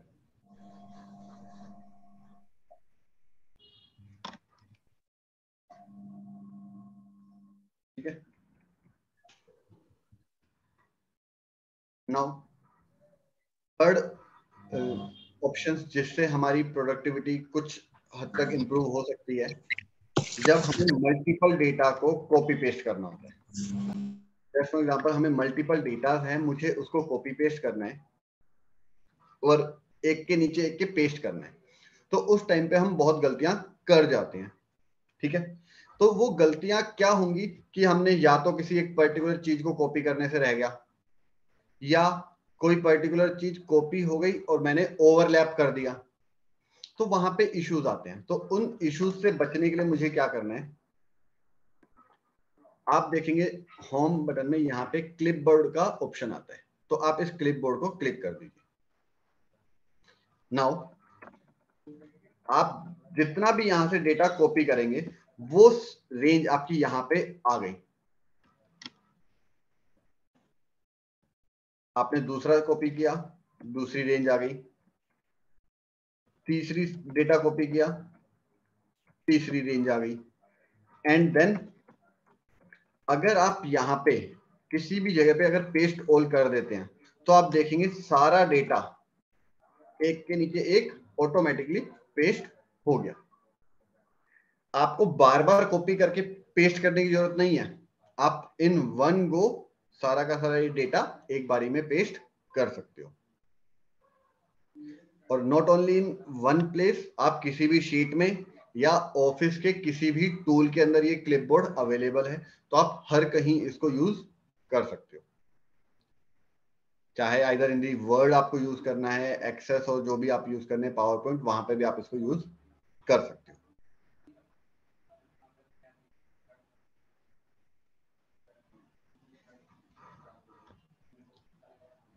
So it will also help you to increase your efficiency और आपकी प्रोडक्टिव टाइम सेविंग रहेगा और एरर की चांसेस कम होंगे। एंड रेस्ट, जब भी आप कोई डेटा पे वर्किंग करते हैं, आई विल सजेस्ट, जो एक मैंने प्रॉब्लम फेस करी है, मैं जनरली जो प्रॉब्लम फेस करता हूं, मैं प्रॉब्लम फेस करता हूं डेट के साथ। बिकॉज जब मैं डेट लिखता हूं तो मे बी पॉसिबिलिटी मेरे लैपटॉप के अंदर डेट, मंथ, ईयर का फॉर्मेट हो, और आपके लैपटॉप के अंदर, आपके सिस्टम के अंदर वहां पे मंथ, डेट, मंथ और ईयर और MDY और वट एवर द फॉर्मेट, वहां पे आपका फॉर्मेट डिफरेंस हो सकता है। तो फर्स्ट आई विल सजेस्ट कि आप हमेशा डेट को टेक्स्ट में लिखने की कोशिश करें, लाइक 01 सितंबर,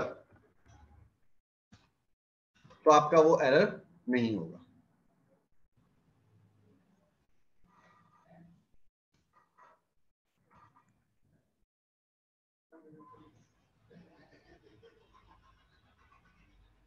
और किसी के अभी कोई डाउट है अभी तक, तो हम टेकअप कर सकते हैं।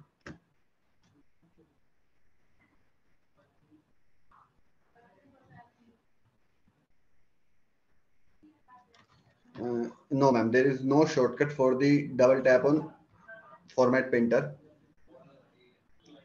आपको बाय माउस ही करना पड़ेगा। कुछ चीजें हैं जो आपको माउस के साथ ही करनी पड़ेंगी, मैनुअली आप नहीं कर सकते।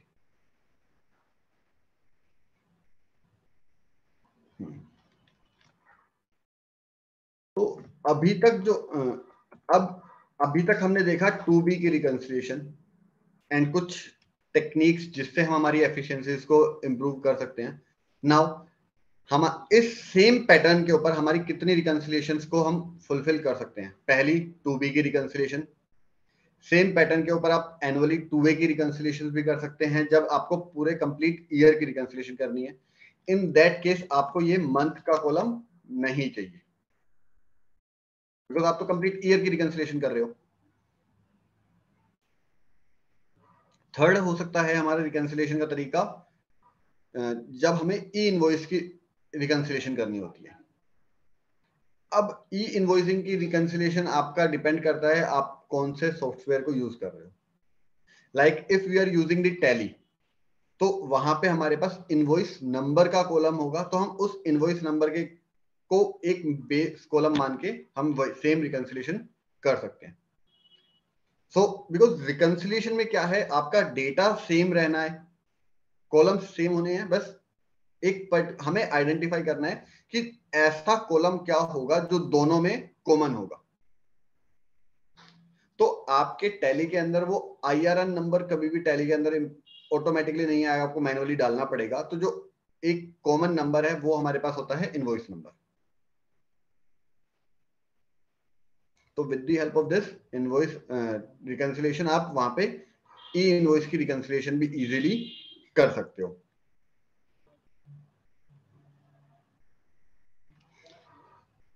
नाउ हमारे पास अभी हाफ एन आवर है, तो आप लोगों के कोई भी रूटीन वर्क में कोई इश्यूज आते हैं तो आप मेरे को बता सकते हो, हम उस पर हेल्प कर सकते हैं। तो आपके कोई भी रूटीन वर्क में कोई इश्यूज आते हैं तो आप लोग टेकअप कर सकते हैं। सर, ये जो आपने फॉर्मेट पेंटिंग का बताया था, उसे हाँ रिमूव जी करने के लिए क्या बटन आपने प्रेस किया था? मैम, कंट्रोल जेड रिमूव करने के लिए तो कंट्रोल जेड है, बट जो फॉर्मेट पेंटिंग का है जस्ट आपको एस्केप प्रेस करना है। तो वो जो फॉर्मेट पेंटिंग का ये जो एरर सिंबल आता है ये आपका एस्केप से हट जाएगा। ओके। और ये जो मल्टी सिलेक्शन पेस्ट का आपने बताया था, ये थोड़ा रिपीट कर सकते हैं? मल्टी सिलेक्शन पेस्ट का ऑप्शन ना, हाँ। मैं मल्टी सिलेक्शन पेज के लिए आपको क्या करना है, ये जो क्लिपबोर्ड है आपको सबसे पहले इस क्लिपबोर्ड पे क्लिक करना है, सो दैट आपको यहाँ पे डेटा आ जाएगा। नाउ अब आप यहाँ पे कुछ भी डेटा को कॉपी करेंगे, आपने जितना डेटा कॉपी किया वो आप देखेंगे यहाँ पे ऑटोमेटिकली आ गया। इसके बाद किसी भी शीट पे जाके, not necessary for this sheet only, आप किसी भी शीट का डेटा कॉपी करेंगे वो ऑटोमेटिकली यहाँ पे आ जाएगा। आप दूसरी शीट पे भी जाके कॉपी करेंगे तो वो सारा डेटा यहाँ पे आ जाएगा। ओके। एंड देन आपको क्या करना है, जहां पे भी आपको पेस्ट करना है उस पर्टिकुलर जगह पे जाना है, एंड देन वहां पे आपको पेस्ट ऑल कर देना है, आपका सारा डेटा आ जाएगा।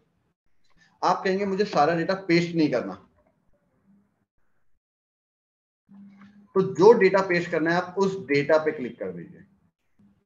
लाइक आपने कहा मुझे सिर्फ ये डेटा पेस्ट करना है, तो आपने इस पे क्लिक किया, वाला डेटा आ गया। ये क्लिक करोगे तो ये वाला डेटा पेस्ट हो गया। तो जितना डेटा आपको पेस्ट करना है आप वो पर्टिकुलर डेटा भी आप वहां पे पेस्ट कर सकते हो।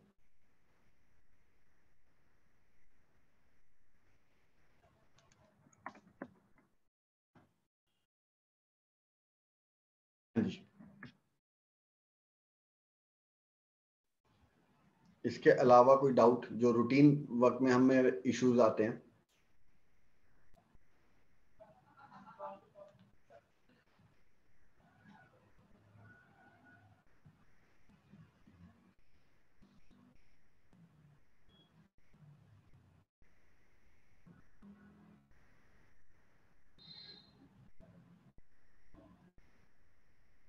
किसी के कोई डाउट जो रूटीन वर्क में हम फेस कर रहे हो, प्रॉब्लम आती हो, तो हम उनको भी टेक कब कर सकते हैं। सर ई इनवॉइस रिको आपका सेम इसी तरीके से होगा, जस्ट आपका डेटा चेंज होगा, बाकी कॉलम्स आपके सारे यही रहेंगे, फॉर्मेट सेम यही है। बिकॉज ई इनवॉइस के लिए आपको जो इनवॉइस नंबर है वही आपको बेस रखना है, तो वो भी रिको आपकी सेम वे में इजीली हो सकती है। और अगर किसी का भी कोई भी डाउट हो तो एट एनी टाइम मुझे कॉल कर सकते हो, और आई विल सजेस्ट कॉल के बजाय आप मेरे को जस्ट व्हाट्सएप पे पिंग कर दो, मैं रिप्लाई कर दूंगा। तो फर्स्ट आप मेरा डिटेल्स नोट डाउन कर सकते हो, अगर कोई डाउट हो तो आप take up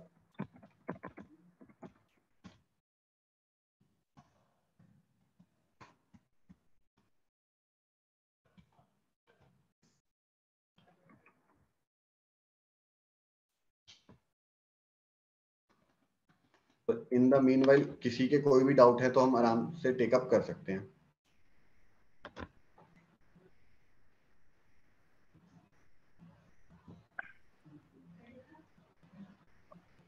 I think, Kalaji, everything has been covered. और बहुत ही अच्छा सेशन रहा. Thank you so much sir. So, can we conclude this session with the permission of all the members who have joined?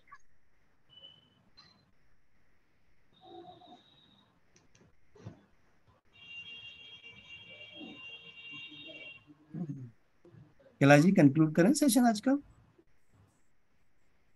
Sir हाँ कर सकते हैं. अगर किसी के कोई डाउट्स हैं तो आप डाउट्स ले सकते हैं. रेस्ट नहीं, I think there is no other doubt and आपने वंडरफुली सारी चीजें कवर कर ली और इतने अच्छे से समझाया कि किसी का और कोई डाउट नहीं, कोई और टॉपिक नहीं है. Already this is third day.